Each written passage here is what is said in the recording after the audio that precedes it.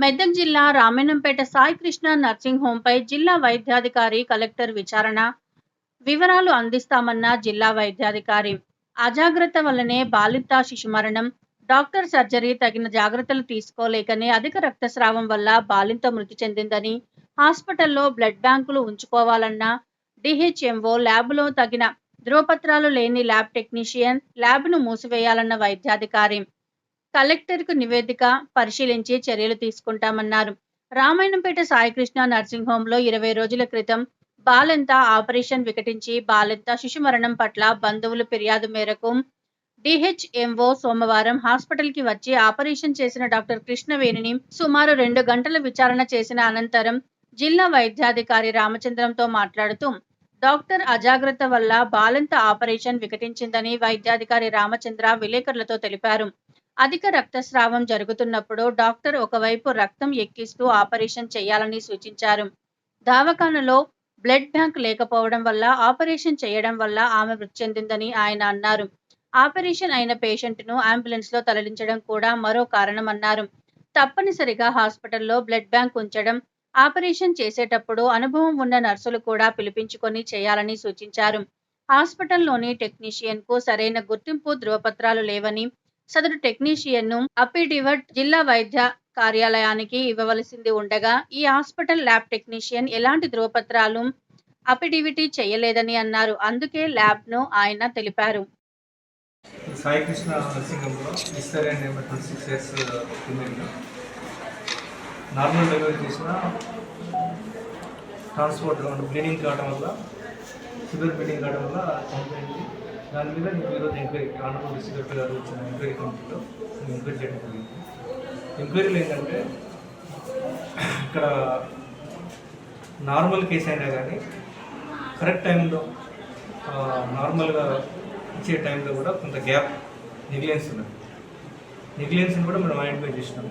ఇక్కడ రికార్డ్స్ కూడా అన్నీ కూడా వెరిఫై చేసినాము.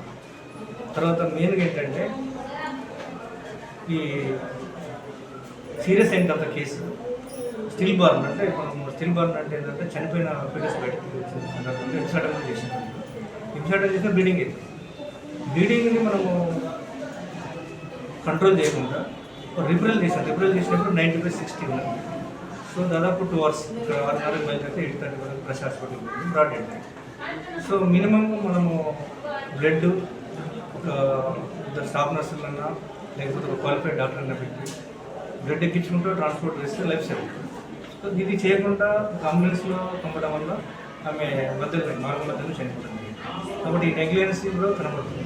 ఇవన్నీ కూడా మనం వాళ్ళ స్టేట్మెంట్, తర్వాత వ్యక్తి వాళ్ళ స్టేట్మెంట్, వాళ్ళ పేరెంట్స్ స్టేట్మెంట్, ఇది ఎట్లా జరిగిందనేది కూడా మనం తీసుకున్న తర్వాత ఇవి అన్నీ కూడా వెటర్నరీ డెత్ రివ్యూలో point to point honourable collector గారికి వివరిస్తున్నాం.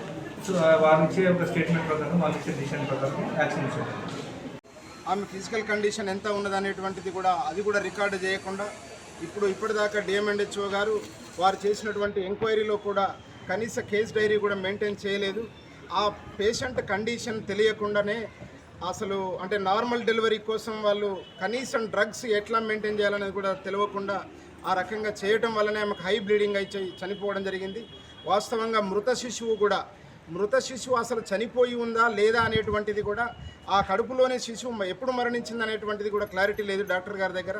అక్కడ ఆ మృత శిశువు యొక్క అంటే ఆ హార్ట్ బీట్ కూడా వాటిని పరిశీలించకుండా చేయడం జరిగింది. కాబట్టి ప్రధానంగా ఏంటంటే, ఆ చనిపోయినటువంటి అమ్మాయి ఎవరైతే బాలింత ఉన్నారో ఆ అమ్మాయి యొక్క భర్త గారే ఇక్కడ పనిచేస్తూ ఉన్నారు. కాబట్టి కావాలని ఒక దురుద్దేశపూర్వకంగా వాళ్ళు దళిత్ కమ్యూనిటీ వీళ్ళు ఏం చేస్తారులే అనేటువంటి ఒక నెగ్లిజెన్స్ కావచ్చు, తన డ్యూటీ ఆఫ్ నెగ్లిజెన్స్లో కానీ ఓవర్ డ్రగ్స్లో కానీ ఇది చేయటం వల్లనే ఆమె ప్రాణాన్ని బలి తీసుకున్నారు. దానితో పాటుగానే శిశువు యొక్క ప్రాణాన్ని కూడా బలి తీసుకున్నారు. కాబట్టి ఈ వీళ్ళని బలి తీసుకున్నటువంటి దానికి ప్రభుత్వం ఖచ్చితంగా న్యాయం చేయాలని చెప్పి మేము డిమాండ్ చేస్తూ ఉన్నాం.